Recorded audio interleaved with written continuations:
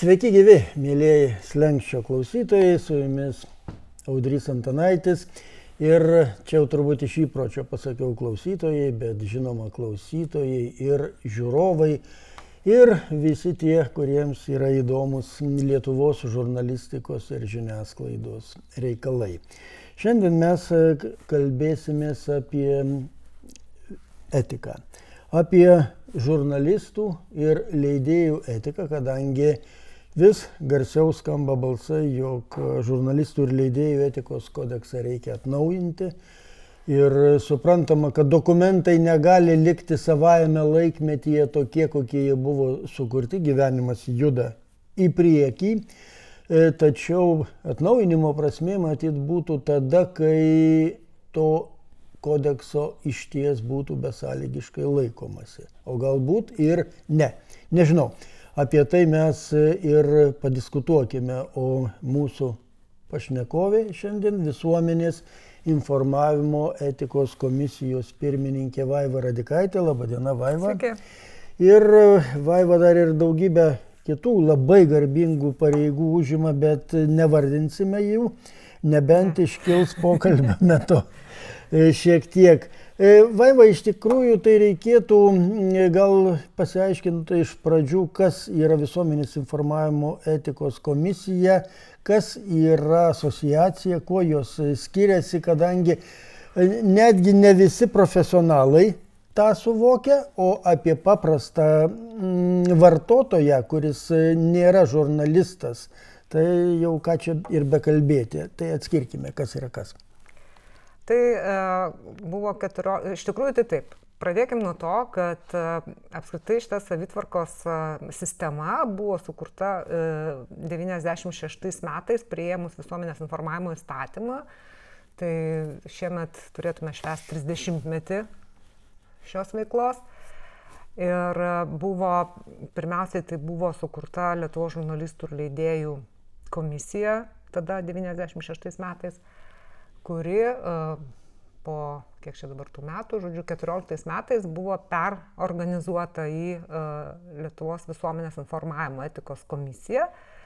Taip gan sudėtingai, nes pirmiausiai buvo įkuriama asociacija Lietuvos visuomenės informavimo etikos ir kaip tos asociacijos kolegialus valdymo organas komisija. Tačiau, kadangi buvo ganėtinai keistai suformuota ta komisija, pavyzdžiui, ten nebuvo visuomeninio transliuotojo atstovo, tai ten po tokių ganėtinai ilgų ir kartais ir aštrių diskusijų buvo įstatymas pakeistas ir dabar, nors ta komisija ir toliau yra asociacijos kolegialus organas, bet yra dar numatyta, kad į tą komisiją įeina taip pat ir visuomeninio transliuotojo žmogus. Ir per medijų tarybą atrenka 3 narius iš universitetų, kurie turi žurnalistikos programą. Taip pat, tai dabar mūsų yra 10 asociacijos narių deleguotų į komisiją ir 4 yra, kaip čia pasakyti, iš išorės, tai būtų LRT. Ir 3 iš 3 universitetų, tai Vilniaus universitetas, Vytauto Didžiojo universitetas ir Klaipėdos universitetas. Vaiva, tai suprantu, kad 96 metais dar iki interneto epocha formuojasi tokia struktūra, bet iš šalies žiūrint, jinai tokia griozdiška ir sunkiai suprantama, nes nesuprasčiau, kad tai yra komisija kaip ir valdyba asociacijos turėjo būti, bet išeina dabar kaip ir antras vos nelygiavertis padalinys, tai yra 2 tokie stambūs padaliniai, kurį valdo ne visai aišku, kodėl reikalingi 2, kodėl negalima į vieną sueiti. Ir tas pats delegavimo principas, tarkime, medijų taryba, kuri yra tik tai patariamoji taryba prie kultūros ministro, ir praktiškai sudaryta be aiškių kriterijų, nes kas pakviestas, kas ją nepakviestas ir staiga skiria net 3 delegatus, sakykime, ar narius į komisiją, pati būdama faktiškai skėtinė organizacija ir niekam neatstovaudama kaip po tokia. Tai viskas tas taip kažkaip baltais siūlais atrodo rašyta. Tai daug klausimų, tai aš kažkaip truputėlį pasidėliosiu. Tai dabar dėl tos struktūros asociacija komisija. Tai reikia pasakyti, kad kai buvo žurnalistų ir leidėjų etikos komisija, jinai neturėjo jokio teisinio statuso. Ir jinai buvo tokia, jinai buvo įstatymė, visa kita, bet jinai buvo išlaikoma iš spaudos, radio ir televizijos rėmimo fondo lėšų. Tai toks labai nestabilus buvo ir toks vis tiek trūko to tokio kažkokio tvirtumo, ne tai kad tvirtumo, bet tu nežinai, nei kiek tu tų pinigų gausi, nei kokius tu darbus gali organizuoti. Ir tas toksai statusas buvo labai keistas, nes buvo galima tą komisiją skųsti, ar ne? Jos, ne pačią komisiją, bet jos sprendimus. Tačiau kas tada atsako už tų, reiškia, sprendimų, sakysim, teisėtumą ir finansinę tą dalį, ar ne, advokatų pavyzdžiui. Tai išeina, kad fondas. Tai išeitų, kad fondas, taip. Tai va, tai tokia tikrai buvo, ne visai gal tokia gera ta tvarka teisinė prasme. Tai būtent ir paskatino, kad būtų visgi sukurta tokia institucija, tokia organizacija, kuri turėtų aišku teisinį statusą ir jinai galėtų vykdyti tam tikrą veiklą, būtent jau kaip tokia, tam tikras, nes mūsų ta asociacija, kaip jau iš pavadinimo galima spręsti, yra, reiškia, teisinė būklė yra asociacija. Tai žodžiu, manyčiau, kad tai buvo geras sprendimas, nes dabar asociacija jai yra skiriami už transliavimą ir retransliavimą tos, reiškia, tie mokesčiai, kurie jie yra pervedami į asociacijos biudžetą ir yra tam tikros tada galimybės ne tik užsimti tą tokią, kaip čia pasakyti, tik tais nagrinėti skundus, bet gali užsimti ir kažkokią šviečiamąją veiklą ir kažkokius organizuoti renginius, kas beje yra ir numatyta įstatymė ir sėkmingai asociacija daro. Ir tas dalykas, kad be abejo, sakau, tada yra labai aiškus biudžetas, labai aiškus apibrėžti kažkokie rėmai, yra asociacijos nariai, kurie priima biudžetą, patvirtina jį, žiūri, kaip jis yra vykdomas, ar jisai nėra viršijamas, ar atvirkščiai, galbūt kaip tik reikia kažkur perskirstyti į kažkokius kitas eilutės tos pinigus. Tai aš manyčiau, kad čia tikrai gerai, kad tas buvo perdaryta. Tai taip, dėl statuso aš sutinku. Statusas atsirado, aiškumas atsirado, o tarkime narystė. Nes, aš vis tiek tą abejonę dėl medijų tarybos, kuri pati neaišku, kas per struktūra man jinai lieka. O antra, įsivaizduokime, Vaiva, atsiranda naujų skėtinių, tarkime, ar neskėtinių organizacijų, bet rimtų organizacijų. Jos gali tapti asociacijos ar komisijos. Tai aš dėl medijų tarybos pasakysiu. Tai aš taip, pavyzdžiui, nematau čia tikrai jokios absoliučiai problemos, dėl to, kad jie neskiria tuos narius, bet jie atrenka. Kitaip tariant, vis tiek kažkas turi tą darbą atlikti, kad būtų pateikti kandidatai, kad būtų kažkaip išklausytos jų pozicijos, jų kažkokie matymai, kaip jie įsivaizduoja tą darbą etikos komisijai. Tai aš kaip tik galvoju, kad gerai, kad tą daro ne asociacija ir ne komisija, nes tada galbūt ten, žinot, kai tas daroma iš šono, tokios neutralios organizacijos, į kurią sueina daug su žiniasklaida susijusių organizacijų, tai aš manyčiau, kad čia tikrai yra labai geras dalykas.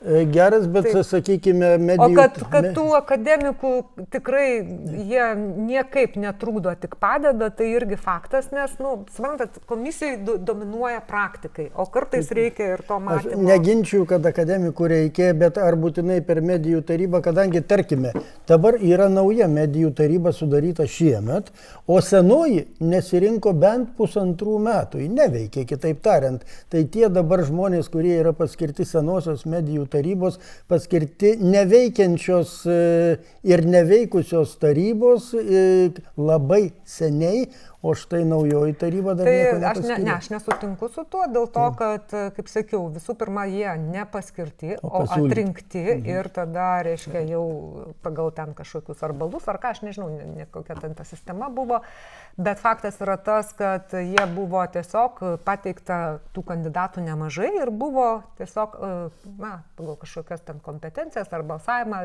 tie žmonės atrinkti. Jų kadencija yra 3 metai, taip kaip ir bet kurio komisijos nario. Tai O kad ten paskyrė ten veikianti ar neveikianti, ar ten ne visada veikianti organizacija, tai aš nežinau, aš su tai žmonėm nematau jokio ryšio, nes tie žmonės yra puikūs, jie labai gerai dirba, jie yra aktyvūs.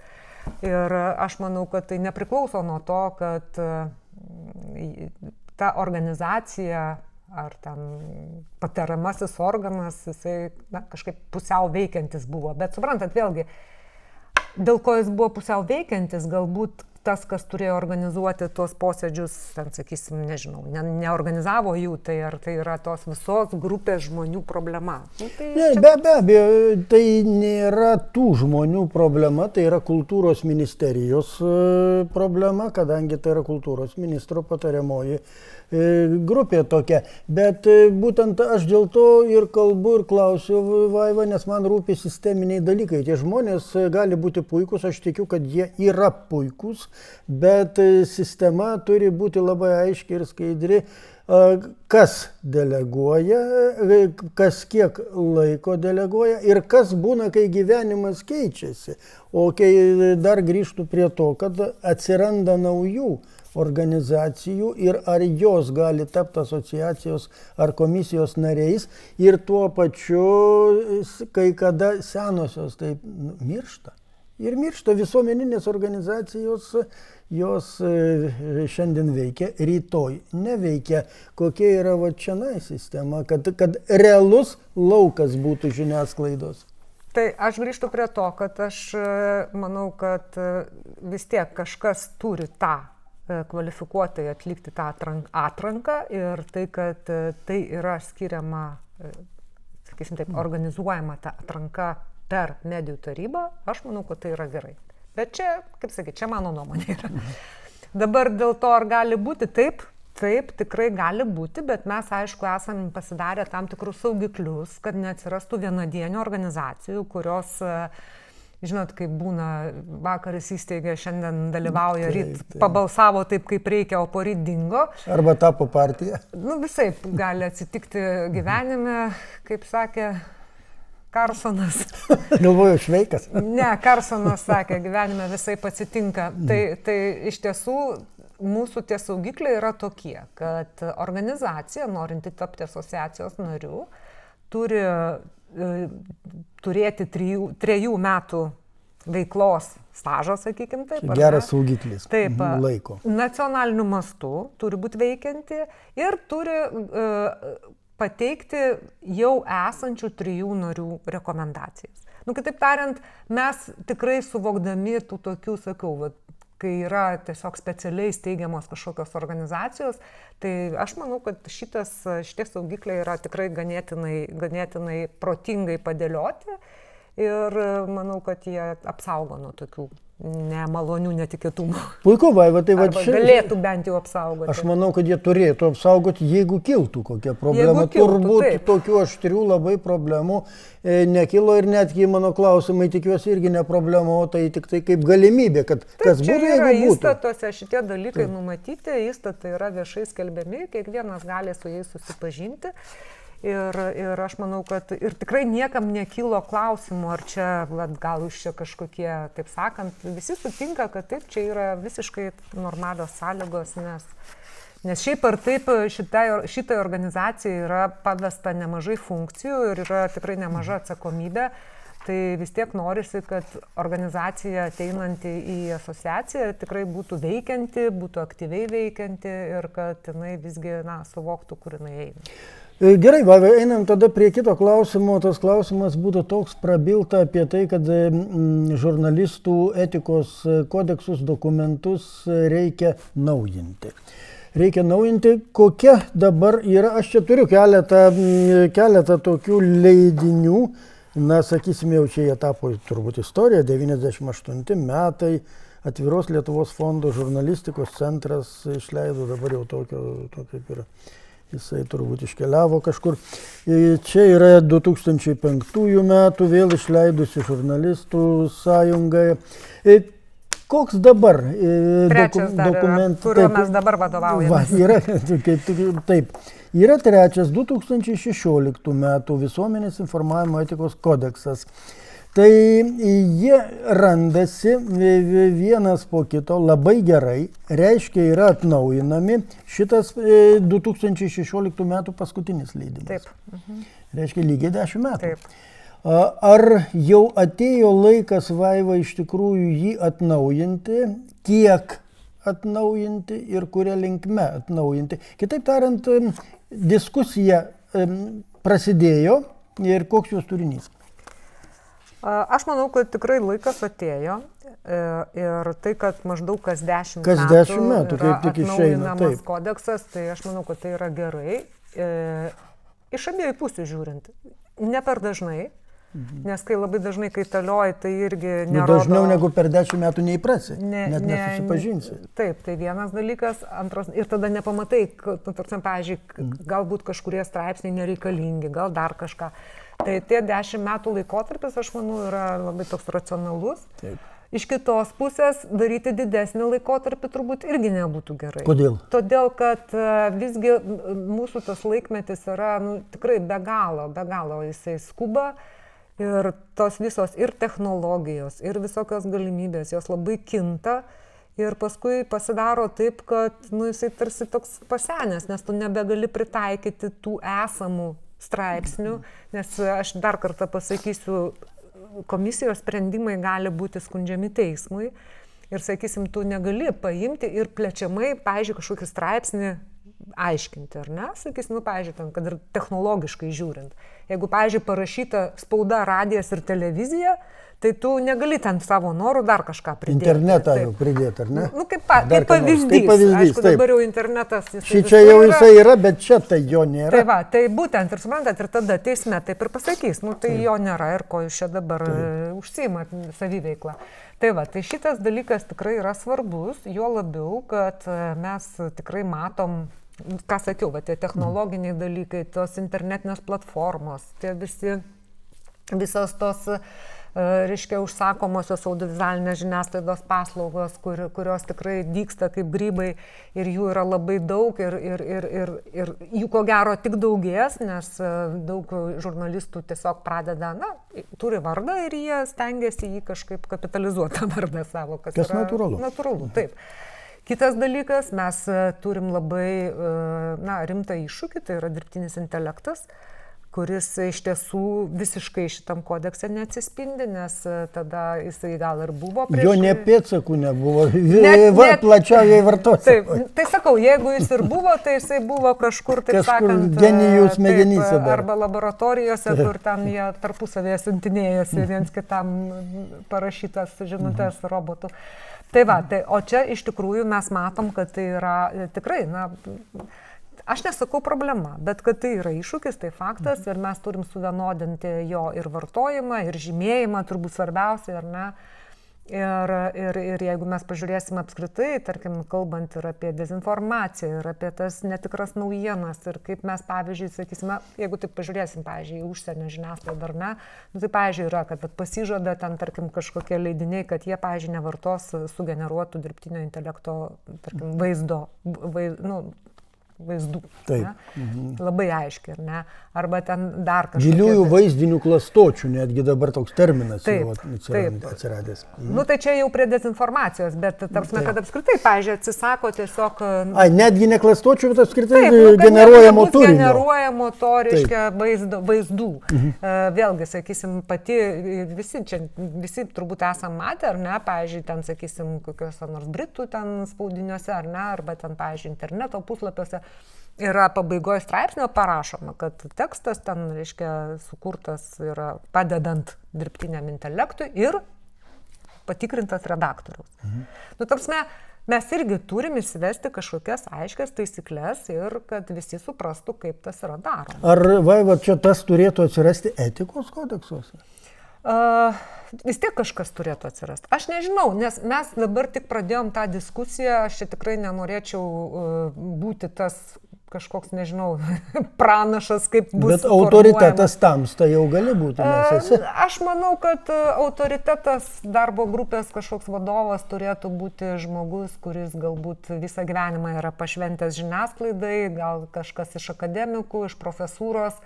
nes visgi tai yra tikrai labai tokio gilaus supratimo reikalaujantis darbas. Tai praktikai yra labai gerai, jie tikrai duoda labai daug gerų patarimų ir mes, kai darėm šitą kodeksą, mes visą laiką minim tą pavyzdį su savižudybių prevencijos biuru. Jų tikrai buvo labai geri pasiūlymai ir jie beveik visi ir atgulė į tą kodeksą. Bet vėlgi, tai buvo specialistų pasiūlymai konkretus dėl savo konkrečios srities. Tai bet tą turi vis tiek peržiūrėti ir per save perleisti tie žmonės, kurie sako. Aš nebejoju, kad taip ir bus, bet jeigu mes dabar galvodami apie naują kodeksą pabandytume sugrupuoti naujai atsirandančias problemas arba klausimų grupės. Tai vieną tamstą jau paminėjai, tai yra su naujom technologijom ir dirbtinis intelektas, nieks nesiginčys.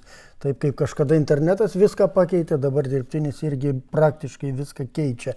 Antras dalykas, su naujom technologijom atsiradusios etikos problemos. Žymėti ar nežymėti informaciją ar dezinformaciją, laipsnis koks dezinformacijos pagalba, ar vis dėlto jau turinys ir pagalba tik tai iš žurnalisto pusės. Ir trečias dalykas, apskritai turbūt etiniai grynieji etiniai dalykai, kai aš nesiskaitau su tuo, ką aš kuriu, kadangi neaišku, ar aš esu žurnalistas apskritai. Čia ir dar su tuo gali būti susiję. Ar šitie trys klausimai turėtų atsispindėti kodekse ir ar tai būtų iš esmės visiškai naujas dokumentas, ar kažkas galėtų vis dėlto iš čia dar likti, ar jie kas 10 metų pasensta. Tiesiog, Vaiva, man labai įdomu, jeigu mes imtume va šitos dokumentus, šitos kodeksus, kiek jie kiekvienas yra naujas ir kiek jie iš jų kažkas Tai jeigu mes perimama. pažiūrėtume, aš dėl šito tai nelabai galiu pasisakyti, nes aš Čia labai jau senas, tiesiog gal aš 98. tada dar nedirbau šitoj srity, bet faktiškai šitas 16 metų 16 ir 5 5 metų, tai faktiškai tai yra tiesiog atnaujintas 5 metų. Bet iš esmės jisai beveik pagrindas čia. Pagrindas čia. Taip. O dabar iš šito einant iš 16 į 26 arba 7, tarkime. Aš sakau, aš nenorėčiau čia kalbėti už visus, kurie bus toj darbo grupėje, kuri ruoš projektą, bet kaip aš įsivaizduoju, tai turėtų irgi būti tiesiog redakcija nauja. Vis dėlto redakcija. Taip. Redakcija ta prasme, kad vis tiek reikia peržiūrėti. Yra straipsnių, kurie gal per tos 10 metų gal nei vieno karto nebuvo, kaip sakant, panaudoti. Nu, tai vadinasi, jisai nereikalingas yra. Kodėl? Jisai gali miegoti? Gali miegoti, gali, bet vėlgi, suprantat, kai yra labai dideli, tu visko neaprašysi gyvenime. Visko neaprašysi. Tai vat reikia gerai pagalvoti tą patį principą, ar geriau visgi kažkokios labai tokios, nežinau, frazės daugiau apimančios ir gilios ir mažiau ten to teksto, ar atvirkščiai kiekvieną aprašom ten, kaip sakant, kad žurnalistas įėjęs į redakciją turi pasisveikinti su kolegom. Ir taip galima parašyti, aišku. Galima parašyti, būtų keista, jeigu jis nesisveikintų su kolegomis. Bet visai atsitinka.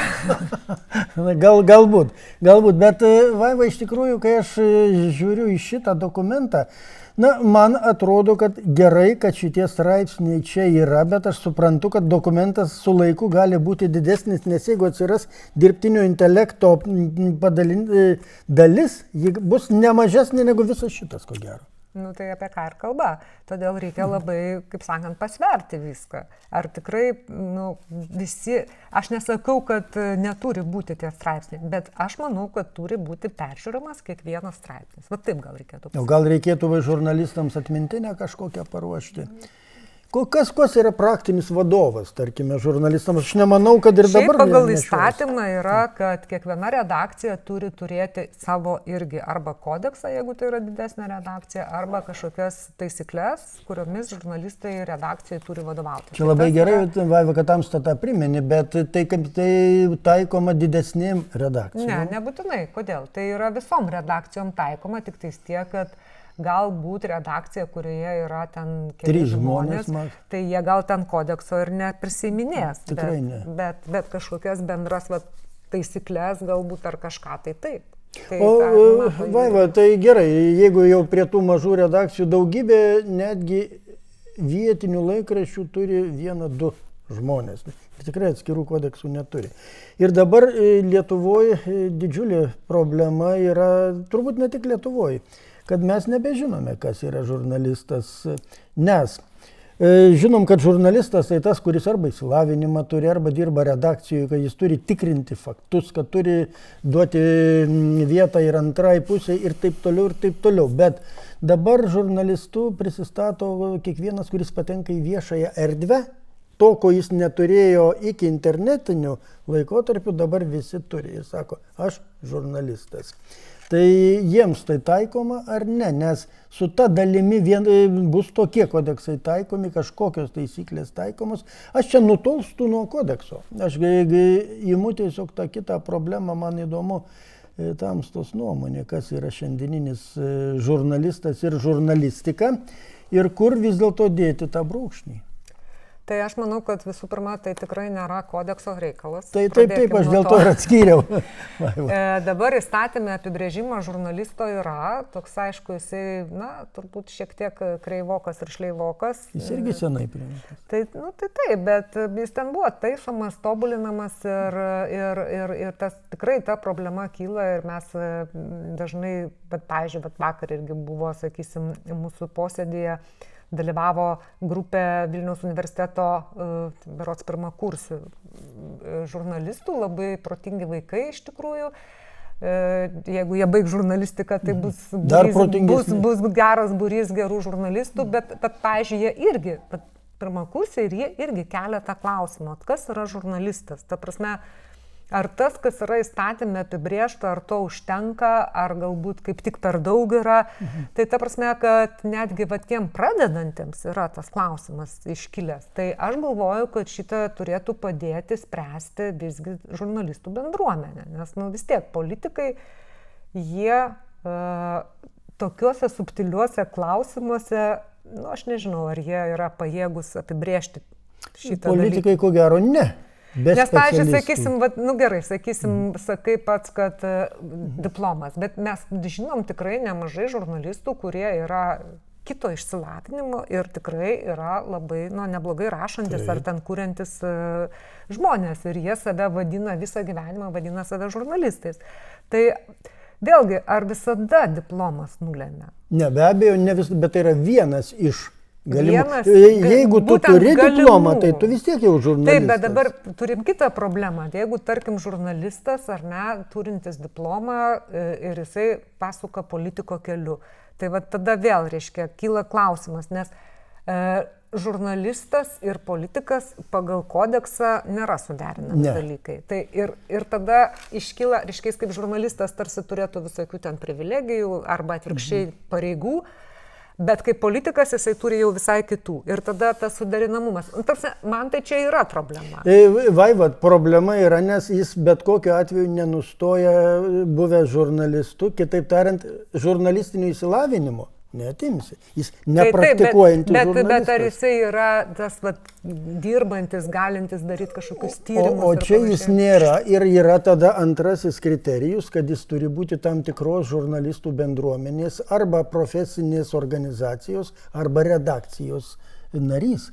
Ir turėti tam tikrą pažymėjimą. Kitaip tariant, turbūt diplomo neužtenka, kad jis galėtų būti akredituotas kažkuriam renginy ir vaikščioti ir sakyti, aš turiu diplomą. Ne, tu turi turėti pažymėjimą, galiojantį pažymėjimą ir su juo eiti. Vadinasi, turi būti tam tikras registras tų pažymėjimų, kad ne kiekvienas galėtų pasidaryti. Tai taip, nes dabar mes turim, puikiai žinom, ar ne, yra daug visokių tokių privilegijų žurnalistams, dirbantiems, kurie gali gauti ir duomenis tam tikrus, ir visa kita, ir nemokamai tos duomenis. Paskui parduot gali.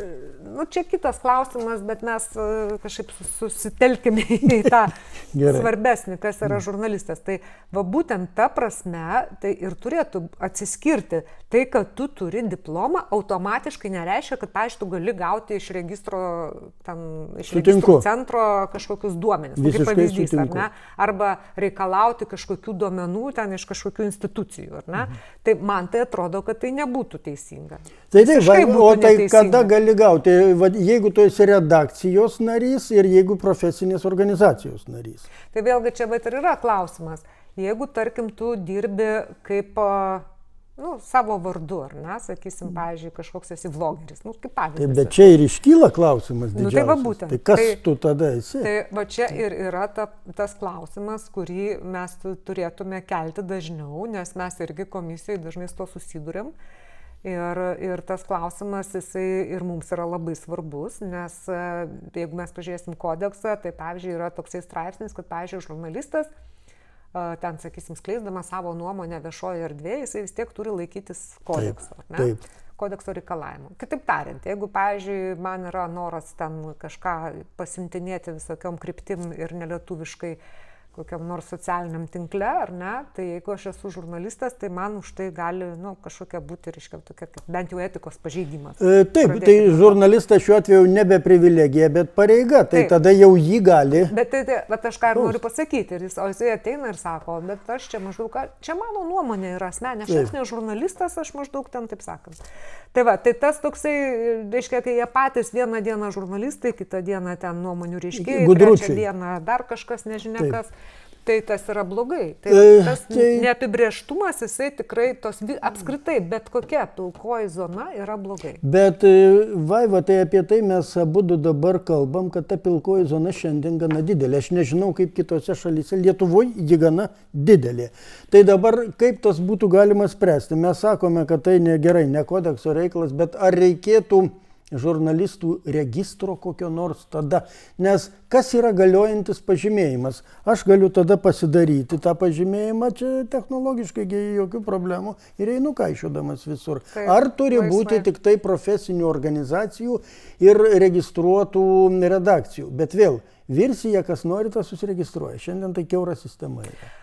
Tai taip, čia yra, suprantat, vis tiek turi būti toksai, vėlgi, aš tai matau taip, kad mums trūksta, apskritai labai trūksta to tokio holistinio požiūrio ir į teisės sistemą taip pat, į viską, ir į sveikatą, bet ir į teisės sistemą taip pat. Tai, pavyzdžiui, jeigu, tarkim, tas pats Virsis, ar ne, ir Virsis, ir tie patys žurnalistai, ir kiti tokie dalykai, jie yra labai tarpusavėje susiję, o mes imam ir atskirai svarstom, kas yra žurnalistas. Tai tada pasvarstėm, tada kas yra tas. O, čia dar Virsis, aha, o kam mes jį perdodam, nes mes tai ten neturim pinigų, tai gal jūs paimsit. O dar be kita ko Stirna, bet jinai privati. Tai ta prasme, ir tada, reiškia, tas žmogus, jisai lieka, ir suprantat, kas yra blogiausia, kad tu tada, tas, kuris, reiškia, pavyzdžiui, turi vertinti ten, ar kažkieno darbą, ar dar kažką, tu lieki kalčiausias, nes tu maždaug ne viską pažiūrėjai, tu ten dar kažko nepamatėjai, ir tai aš manau, kad, tai yra toks, kad žmogus nuolatos yra tokiam, jis potencialiai yra visada blogai dirbantis. Tai aš manau, kad tai yra labai blogai. Kitaip tariant, ir organizacija, ir komisija, ir asociacija, ir redakcija kartais gali būti pasimetusi, nes iš tikrųjų redakcija turi teisės ir pareigas, o tarkime, tas, kuris gudrutis, jisai neturi pareigų. Kaip sakėm, pasidaro pažymėjimą ir paskui sako, atleiskite, aš šiandien visuomenininkas. Ar dar kažką. Tai gerai, bet holistinis požiūris teisingai. Vėlgi sutinku, net keista, kad mes randam čia bendrą sutarimą, Lietuvoje tas yra sveikintinas dalykas, bet... Trumpam. Bent trumpam. Vaiva, kaip tą aš dar, tarp kitko, prie to paties, prie Virsio, ar ne? Taip. Sakysim, pavyzdžiui, ta pati rinkimų komisija, ar ne? Jinai ten fiksuoja, pavyzdžiui, kurie ten nori užsiimti reklamą. Bet jie tikrai ne visada patikrina, ar ta priemonė, pavyzdžiui, Virsija yra užsiregistravus, suprantat? Turėtų patikrinti. O turėtų patikrinti. Tai aš sakau, suprantat, kiekvienas dirba savo darbą, galbūt ir labai gerai tą darbą dirba, bet suprantat, bet grinai, kaip žinot, kaip arkliui uždeda tas akidangčius tuos, ir jis mato tik tais taip, ir jokio absoliučiai žvilgsnio į šoną. Tai dabar, sakysim, holistinis požiūris, vėl grįžtame prie etikos kodeksų. Tarkime, dirbtinio intelekto reikalai čia bus aptarti ir, tarkime, vaizdinių tų giliųjų klastočių. Na gerai, čia galima aptarti, bet juos reikia aptarti ir visuomenės informavimo įstatyme, ir lydinčiuose teisės aktuose, kad už tai būtų atsakyta. Jeigu tik tai vienam iš dokumentų bus aptarta, tai spragos tada liks. Kas tą požiūrį tokį holistinį gali tada užtikrinti šitomis naujomis sąlygomis? Aš tai galvoju, kad turbūt gerai yra pradėti nuo kodekso, kuris nėra įstatymas, kuris yra daugiau toksai bendruomenės, profesionaliosios bendruomenės susitarimas, ar ne? Taip, kas mums yra svarbu, mums kaip profesionalam, ko mes laikomės, kokių taisyklių, bendravimo, rašymo, visa kita.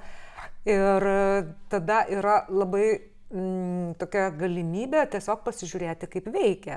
Nes įstatymas yra daug griežčiau. Tai yra jau, kaip sakyti, reglamentuojantis teisės aktas, kurio nesilaikymas užtraukia visai kitas pasiekmes. Tai aš manyčiau, kad jeigu mes pradedam nuo kodekso, tai yra labai teisingas kelias. Aš irgi su tuo vėl esu priverstas ir džiaugsmingai priverstas sutikti. Gerai, tai sakykime, kaip ir kada šitas atnaujinimas galėtų vykti.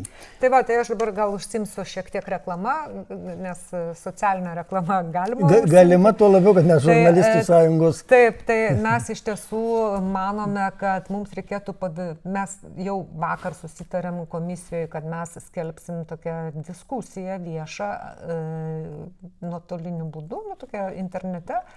Bet bendruomeniai mūsų? Tai galės jungtis, kas norės. Iš tikrųjų, tai bus viešas renginys, tik tai tiek, kad jis bus ne gyvai, o internetu platformoje. Ir mes norim būtent padiskutuoti, kokios galėtų būti tos gairės, kuria kryptimi eiti ir tokius visus dalykus aptarti ir tada jau kurtume darbo grupę, kuri, nes pagal įstatymą turi būti, parašytas projektas ir tada, tas projektas yra viešai paskelbiamas ir per tam tikrą laikotarpį turi būti sukviestas įvairių viešosios informacijos rengėjų bei žurnalistų organizacijų atstovų susirinkimas. Tai ta prasme, Etikos asociacija yra viena iš pagrindinių iniciatorių, bet jinai nėra ta, kuri priimtų tą kodeksą. Ta turi priimti atstovų susirinkimas pagal visuomenės informavimo įstatymą. Tai tarsi netgi visos organizacijos, kurios neįeina į asociaciją, tarkim tas pats visuomeninis transliuotojas ar ten kitos organizacijos, bet jos visos turi būti susijusios su žiniasklaida. Tai yra viešosios informacijos rengėjų ir skleidėjų organizacijos. Tai va, tai aš tiesiog naudodamasi progą noriu pasakyti, kad Birželio 2 dieną mes darysim tą viešą diskusiją ir aš tikrai norėčiau, kad žmonės, tie, kurie yra suinteresuoti to kodeksu, tai aišku, pirmiausiai žurnalistai, redakcijos ir viešosios informacijos rengėjai, kad jie kažkaip pasižymėtų tą dieną, tai yra Birželio 2 diena 13 valanda, o tas, reiškia, jis bus paskelbtas mūsų svetainėje etikos komisija LT ir tiesiog reikės, išreikšti norą, kad gautum prisijungimą ir viskas, nieko daugiau. Tai aš dar kartą pakartosiu Vaivos paskelbtą socialinę reklamą arba labai svarbią informaciją. Iš tikrųjų, prasideda rimta diskusija dėl visuomenės informavimo etikos kodekso atnaujinimo, sakykime, ar modernizavimo, ar papildymo, matyti visos kryptis. Ir Birželio 2 dieną, kelintą valandą, Vaiva? 13 valandą įvyks virtuali diskusija, prie kurios gali jungtis ir yra kviečiami jungtis visi norintys. Informaciją apie tai galima rasti svetainėje etikoskomisija.lt. Bus galima rasti etikoskomisija.lt. Džiaugiuosi, kad mes vieni iš pirmųjų šitą informaciją skelbėme ir aptarėme šituos klausimus. Kągi, Vaiva, tai aš tikiuosi, kad dėl šito dokumento mes Lietuvoje sutarsime labiau negu dėl kai kurių kitų klausimų ir nereikės eiti į aikštės, o mes prie darbo stalų tiesiog labai konstruktyviai galėsime apie šitos reikalus kalbėti. Čia iš tikrųjų tai yra bendruomenės toksai susitarimas. Ir kiekviena profesionali bendruomenė tokius kodeksus turi. turi ir teisininkai, Bet šitas ir turėtų medikai. pagrindas būti. Ne, aš turiu galvoje, kad taip. profesijos Taip. ir tie, kurie iš tikrųjų, nes mes visi, tikrai esame atsakingi labai už daug ką. Tai priesaikos neduodam, Hipokrato priesaikos nėra, bet už tai yra labai svarbus šitas kodeksas, nes jo normos iš tikrųjų yra tai, ką mes susitarėm, kas mums yra svarbu. Čia tokia įdomi mintis, pavyzdžiui, Tumo Vaižganto priesaika. Ar dar kažkas panašaus? Bet būtent Tumo Vaižganto priesaika būtų turbūt labai sunkiai čia daug kam įgyvendinama, nes jo buvo toks posakis, ten aš aišku pažodžiui nepasakysiu, bet reikia prisiminti, kad jis buvo kunigas ir geras kunigas. Ir jisai sakė, nedaug Dieve man rinktis tarp Dievo ir tėvynės. Gal tiek to, gal tada nereikėtų jau ir baigti šitos. Na gerai, būtų ir Basanavičius, ir Kudirka, ir rastume. Vis dėlto dar tada paskutinis klausimas. Ar turėtų atnaujinto kodekso būti signatarai ir tas sąrašas signatarų galėtų būti atviras visą laiką? Nes tai būtų, sakykime, pagrindas redakcinių kodeksų variantams. Gal ne, aš nežinau. Man sunku pasakyti tikrai, nes aš galvoju, kad tą kodeksą pasirašo tie, kurie jį patvirtina, bet niekas nedraudžia ir aš žinau, kad kai kurios redakcijos taip ir daro, ypač mažesnės, jos tiesiog įsakymo būdu pasitvirtina tą kodeksą, kad tai yra ir jų redakcijos kodeksas ir jo laikosi. Tai ta prasme, aišku, čia toks truputėlį gal keistas variantas yra, bet, tiesiog tai reiškia, jie kažkaip visiškai gal prisitaiko jį savo nes šitas kodeksas yra visiems privalomas, ta prasme, kurie dirba žiniasklaidai. Tai, bet, gal, pavyzdžiui, kažkam atrodo, dar kartą tą patvirtinus, jisai, kažkaip galbūt labiau yra priimamas. Ne tai, kad priimamas, bet, kažkaip dažniau paskaitomas. Tai tiesiog tu moraliai įsipareigoji jo laikytis ir pasakai, kad principai svarbus. O tas nuolatinis pasirašymas, tai tiesiog aš nelabai suprantu, koks būtų čia, nežinau, sumanymas. Vaiva, aš kalbu apie moralinius dalykus, ne apie juridinį. Ne apie juridinį įsipareigojimą. Aš kalbu apie tai, kad aš pasakau, man tai yra svarbu, tarkime. Nežinau, aš tai manau, kad čia kiekviena redakcija pati savo sprendžia, o tas toks, čia faktiškai toksai baigtinis yra, nes, pavyzdžiui, įstatyme, nes matot vis tiek, šitas dokumentas yra įvardintas įstatyme, jo priėmimo tvarka yra apibrėžta įstatyme, tai tarsi jisai nėra, kad čia šiaip mes susėdom, pasirašėm, kas mums atrodo svarbu ir viskas. Tai yra, sakau, ganėtinai aiškiai reglamentuotas ir jisai yra registruojamas teisės aktų registre. Tas irgi yra svarbu. Taip. Kitaip tariant, jisai yra, toksai ne visai vienos organizacijos ar ten vienos kažkokios grupės dokumentas. Tai yra... Tai gerai, kad ne vienos organizacijos. Tai, Vaiva, tai tada, jeigu birželio 2 dieną pirmoji tokia stipri vieša diskusija, tai kada realu tą atnaujintą variantą turėti dar šiemet ar jau 27-ais? Aš tai norėčiau šiemet, aišku, dėl to, kad vis tiek artėja tokie ganėtinai sunkus metai, tai vis tiek bus pavasarį rinkimai savivaldos ir žodžiu, ten vis tiek yra tų visokių dalykų, kur be to baigėsi pirmosios kadencijos, komisijos pirmoji kadencija, nes, kaip sakiau, šitas buvo įstatymas papildantis komisiją ir iš principo performuojantis jo sudarimo principus, buvo 24 turbūt, ar 5, dabar neatsimenu. Žodžiu, dabar baigėsi mūsų kadencija rugsėjo mėnesį, tos po įstatymo redakcijos suformuotos komisijos. Tai tada reiškia rudenį arba žiemop, pats laikas būtų.